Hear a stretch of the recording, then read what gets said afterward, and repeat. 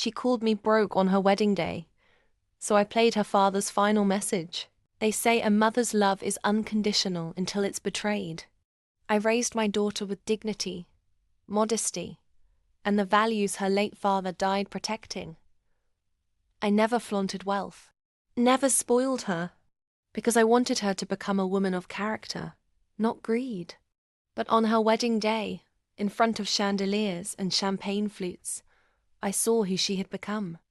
And she had the audacity to call me broke. The ballroom was packed with laughter and clinking glasses. Her groom's family aristocrats with polished shoes and plastic smiles whispered about my simple dress and the fact that I'd arrived in a taxi. I didn't care, until I overheard my own daughter giggling at the head table.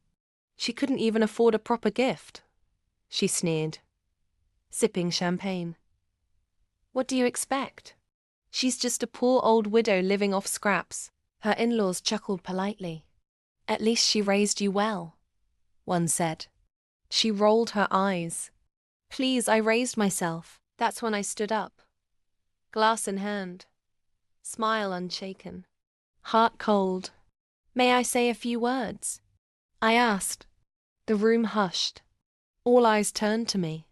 I want to propose a toast, I began. To my daughter, the bride. You've grown into a stunning woman. Beautiful, ambitious, sharp-tongued, and even sharper-witted. I let that hang. Then I pulled out a small speaker from my purse. One thing your father and I always agreed on. A child's character is forged by truth. And on the eve of his passing, he left behind something. Just in case you forgot who you are. I hit play. His voice filled the room. Sweetheart, if you're hearing this, it means your mother felt it was time.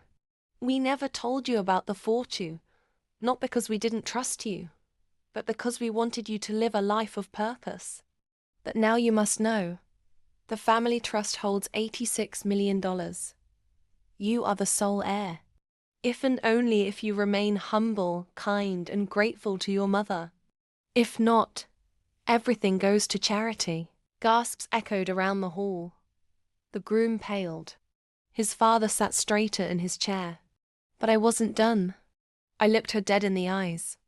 Unfortunately, darling, I've just updated the will. I pulled out a notarized document and handed it to the officiant. As of this morning, due to your recent revelations, the inheritance will now be split half to women's education funds worldwide, and the other half to foster homes. Her mouth dropped open. Her hands trembled. You always thought I had nothing, I said softly. Turns out, I just had enough decency not to spoil you. She didn't say a word as I walked out of that ballroom. But I didn't need to hear anything. The silence was enough. Love that twist? You won't believe the next one.